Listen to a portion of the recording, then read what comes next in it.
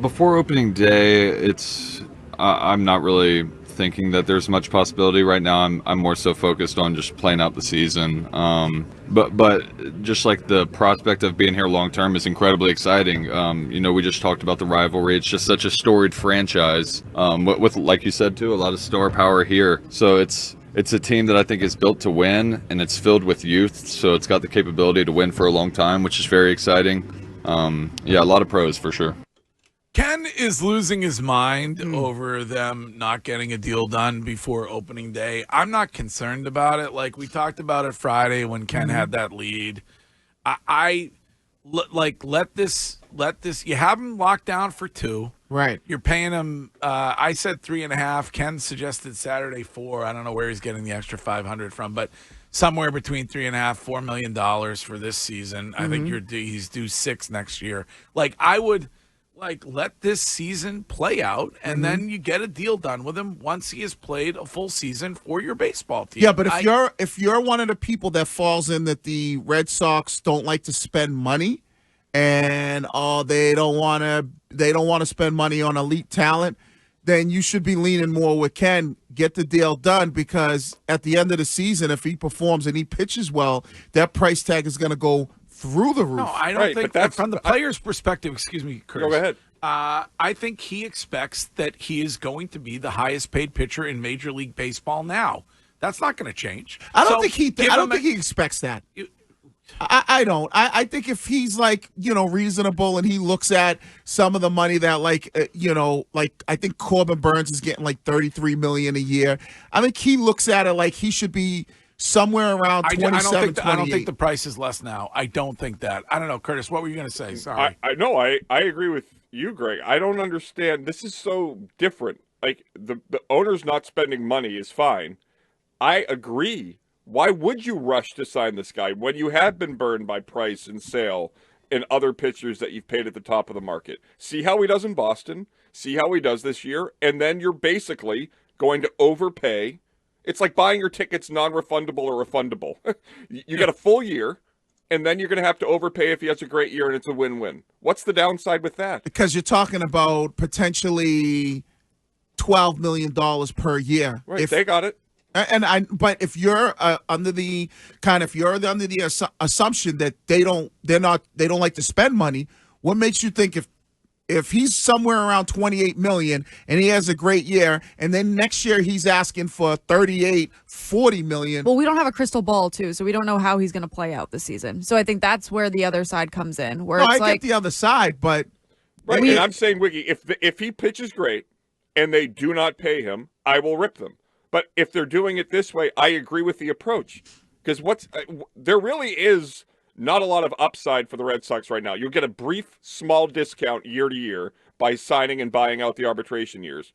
But you're really not talking about enough, I think, to justify overpaying now before you even know if he does well. Well, you keep the player happy, and you put the player in a position where he knows, all right, for the next 8 to 10 years, he knows where he's going to be. He's happy with the organization because the organization came to him and said, okay, we're going to give you a deal that is a fair market deal. I think it's pretty close to what.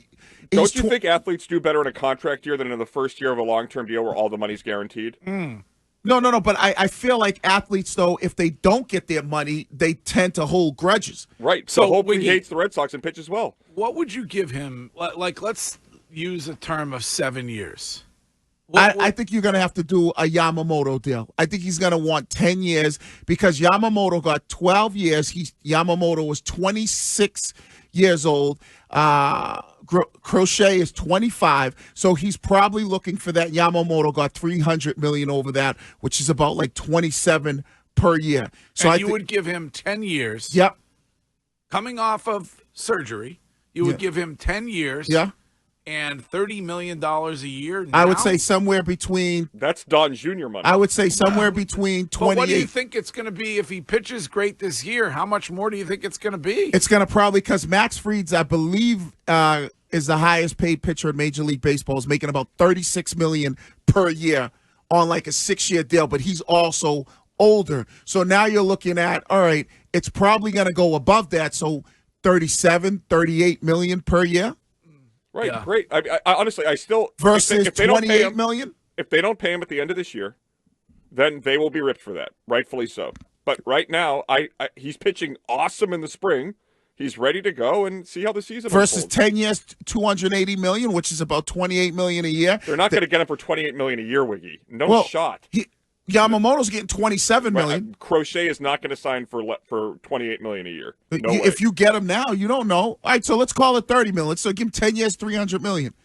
Versus now you're going to have to wait. It's a lot of money when you have yet to see a full season from the guy. It's just a lot. I just don't think there's a downside in waiting. I wouldn't wait until he's in that second year, but I'd wait. All right, what else, Shine? Well, Greg, let's hear from some college basketball coaches who are no longer in the tournament. Let's start with Curtis's favorite guy, Rick Pitino.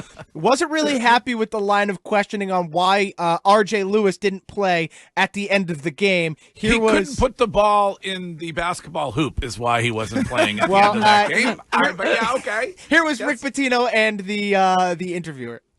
You had RJ on the bench, for a pretty long stretch at the end. Was that just because he just wasn't making them, or was there something more to it? Played 30 minutes. It's a long time. So he was tired? No, played 30 minutes, and I went with other people. You already know the answers, Roger. You're asking leading questions. You already know it. So don't ask leading questions. You already know why he didn't play. All right. Like you said, when you can't hit the side of a barn, right, you might as well go with other guys in that moment. Yep.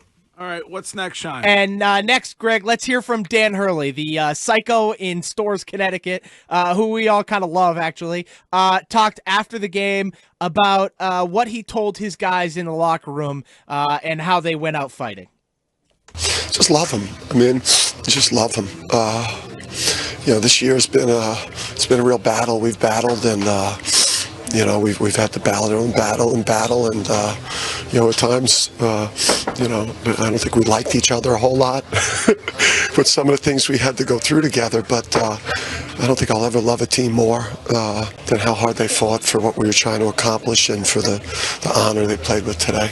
Greg, do you think they battled? Sad Dan Hurley. Huh? Very emotional. Very emotional. I love that guy. Tough to three-peat. It's been a real battle. We've battled and, we've had to battle and. Somebody get him a tissue, please. Like the hunk of snot is coming down the face because he's so upset. All right. Well, what? They said it today, Greg, was brought to you by the Ketchus Law Group. New England's injury law pros at KetchusLaw.com. Yes. Listen, call them. They are extraordinary people. They do a ton for the community, and they will get you what you deserve. So before you say anything, call Catches, and they are a proud sponsor of They Said It.